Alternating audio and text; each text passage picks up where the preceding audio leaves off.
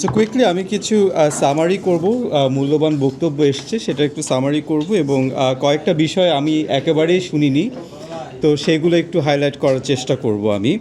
তো প্রথমত আমার কাছে প্রসঙ্গটা আরেকবার আমরা আনি, কেন এই কথা বলছি, একটা নতুন ইলেক্টেড গভর্নমেন্ট আসবে, আমরা যারা আপনার নির্বাচনে সামনের দিকে আছে বিএনপি জামাত সবার ইলেকটোরাল প্রমিসগুলো শুনেছি। তো আমরা দেখছি যে সবাই কাইন্ড অফ একটা এক্সপ্যানশনারি পলিসি প্রপোজ করছে যে অনেক টাকা তারা খরচ করবে, তারা শিক্ষা খাতে খরচ করবে, স্বাস্থ্য খাতে খরচ করবে, সামাজিক খাতে খরচ করবে, সোশ্যাল সেক্টরে প্রচুর প্রচুর প্রচুর খরচ করবে, এরকম একটা ব্যাপার দেখতে পাচ্ছি। এখন প্রশ্ন হচ্ছে এই খরচের টাকা কোথায় আসবে এবং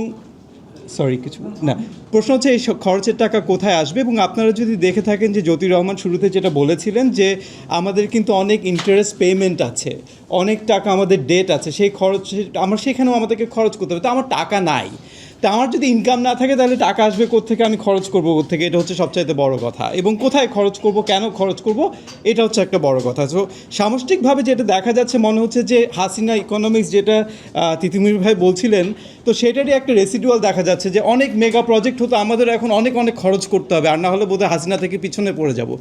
আমার প্রথম কথা হচ্ছে সেটা থেকে বের হয়ে আসতে হবে, এই জ্বর থেকে বের হয়ে আসতে হবে যে হাসিনা এটা করেছে, আমাদেরকে এটা করতে হবে। খরচের প্রেশারটা নিজের উপর থেকে, মাথা থেকে নামাতে হবে, এটা হচ্ছে আমার প্রথম মেসেজ। দ্বিতীয় মেসেজ হচ্ছে যে তাহলে আমি কোথায় খরচ করব, কিভাবে খরচ করব, সেটা আমাকে প্রাধান্য দিতে হবে। হ্যাঁ, কোথায় খরচ করব, এখন যে আমি যদি আপনার প্রাধান্য দেই হচ্ছে অনেক অনেক খরচ করব যেটা রিটার্ন এই মুহূর্তে আসবে না, তাহলে আমাকে চিন্তা করতে হবে তাহলে আমি রিটার্ন যদি এই মুহূর্তে না পাই তাহলে আমি কীভাবে সাস্টেইন করবো এই খরচ, তাহলে আমার প্রেশার বাড়তেই থাকবে। তাহলে সেই প্রসঙ্গে যেটা অনেকেই বলেছেন যে আমার তাহলে যেটা হতে হবে যে আমাকে ফোকাস করতে হবে, আমাকে নিয়ন্ত্রণ আনতে হবে, কোথায় আমি খরচ করব, কিভাবে খরচ করব, সেই জায়গাগুলোতে নিয়ন্ত্রণ আনতে হবে। তাহলে খরচটা আসলে প্রাধান্য দেওয়া উচিত এমন সব জায়গায় যেখান থেকে আপনার ইমিডিয়েট রিটার্ন আসবে। আমরা যদি আমাদের যে পাবলিক সেক্টরের যে আপনার ইনএফিশিয়েন্সি সেগুলো যদি দূর করতে পারি, সেখান থেকে আমার ইমিডিয়েট রিটার্ন আসবে। তো সেগুলো বিষয়ে অনেকে বললেন। এখন আয় কোথা থেকে আসবে এই খরচের জন্য একটু যদি চিন্তা করি, অনেকগুলো খাত কিন্তু আছে। যেমন হচ্ছে আপনার ইন্ডিয়ায় আপনার 2% একটা সিএসআর ট্যাক্স দেওয়া হয়, সিএসআর ফান্ডিং করতে বলা হয়, এটা বাধ্যতামূলক। যে আপনার কর্পোরেশনস তারা যদি 500 কোটি টাকার উপরে তাদের যদি আপনার বার্ষিক রেভিনিউ থাকে, তাহলে তাদেরকে একটা 2% সিএসআর ফান্ডিং করতে হবে অন দেয়ার নেট রেভিনিউ। তাহলে এটার মাধ্যমে কিন্তু টাকা চলে আসছে হচ্ছে বিভিন্ন সামাজিক খাতে, এবং সামাজিক খাতে কিন্তু আমাদের ডেফিসিট আসবে সামনে আরও বেশি। কেন আসবে? কারণ হচ্ছে আমাদের যে ডেভেলপমেন্ট এইডের উপরে নির্ভর করতাম, সেই ডেভেলপমেন্ট এইড আপনার কিন্তু সংকীর্ণ হয়ে যাচ্ছে। হ্যাঁ, তাহলে আমাদের কিন্তু এই খরচের জায়গা থাকবে না। এখন সামাজিক খাতে কেন সিএসআর ফান্ড ইউজ করতে কর্পোরেশনস টাকা দিবে সেই প্রশ্ন করেন। তারা দিবে কারণ যদি আমি খরচ করে তাদের স্কিলড ওয়ার্কফোর্স আমরা নিয়ে আনতে পারি, তাহলে সেটা সাবসিডি হচ্ছে কিন্তু তার। আমরা যদি তার এফিসিয়েন্সি আনতে পারি, তাহলে কিন্তু সেই সিএসআর ফান্ডিং তাকে সাবসিডি দিচ্ছে। তাহলে আবার ঘুরে যান যে গভর্নমেন্টকে কেন তারা এই টাকাটা দিবে, কারণ গভর্নমেন্ট সেই সুনিশ্চিত করছে যে তোমার টাকা দিয়ে আমি আসলে কিন্তু তোমার ব্যবসা খাতকে এক্সপ্যানশনে সাপোর্ট দিতে পারছি। সেই কনফিডেন্স যদি গভর্নমেন্ট দিতে পারে, তাহলে অবশ্যই সেই সিএসআর ফান্ড আসবে। তাহলে 2% সিএসআর ফান্ড এটা কিন্তু বিশাল একটা আপনার জায়গা ওপেন করে দিতে পারে। দ্বিতীয়ত পেনশন ফান্ডের ইউসেজ, আমাদের পেনশন ফান্ডের কোনো ইউসেজ নাই, রাইট? এবং পেনশন ফান্ড কিন্তু বাইরে একটা বিশাল ক্যাপিটাল ফান্ড হিসেবে ইউজ হয়। এবং আজকেও যদি দেখেন যে আপনার ডেভোসে যে কানাডিয়ান প্রাইম মিনিস্টার যে বক্তৃতা দিয়েছেন, সেখানে কিন্তু উনি পেনশন ফান্ডের উপর একটা বিশাল গুরুত্ব দিয়েছেন। এবং গত বছর আপনার আসিয়ান বিজনেস সামিটে যখন আপনার কথা হচ্ছিল, আসিয়ান কিন্তু বলেছে যে তাদের পেনশন ফান্ড হচ্ছে ওয়ার্ল্ডের অনেকটা সবচেয়ে সফিস্টিকেটেডের মধ্যে একটা। তাহলে আমাদের পেনশন ফান্ড সেখানে কী হয়, আপনাদের পেনশন ফান্ড কী হয়, আপনারা একটু খবর নেন। আপনাদের পেনশন ফান্ডের কোনো ইউজেজই নাই, কারণ আমাদের সেই ক্যাপিটাল মার্কেট নাই, আমাদের কোনো ইনভেস্টমেন্টের খাত নাই। তাহলে সরকারকে যেখানে নজর দিতে হবে সেটা হচ্ছে কোথায় এই ইনভেস্টমেন্টটা করব আমরা, সেটা নিয়ে চিন্তা করতে হবে।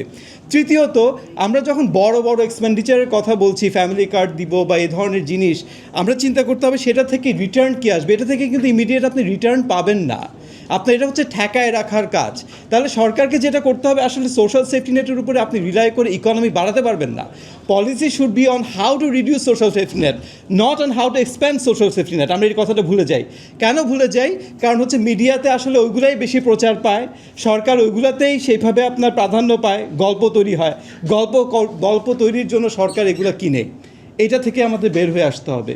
এখান থেকে আমাদের যথেষ্ট আপনার বের হয়ে আসার সুযোগ আছে। আর আরেকটা বিষয় বলি, যেমন ধরেন সেদিন আমরা রিক্সা নিয়ে কথা বলছিলাম, ধরেন আপনার ঢাকার মধ্যে 10 লক্ষের উপরে ব্যাটারি রিক্সা আছে যেগুলো ইনফর্মাল।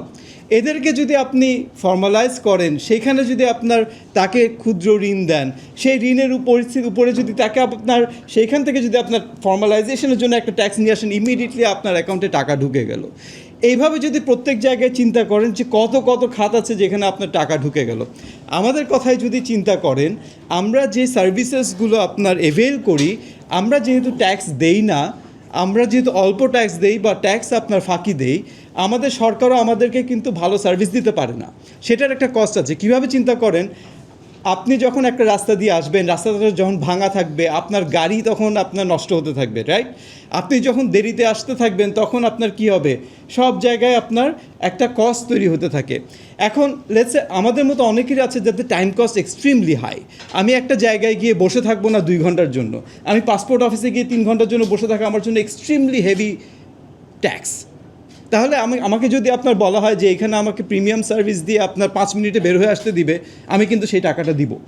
তাহলে এইভাবে কিন্তু আপনার প্রচুর খাত আছে যেখান থেকে সরকার আপনার টাকা তুলে নিয়ে আসতে পারে আপনার by providing better services, utility services.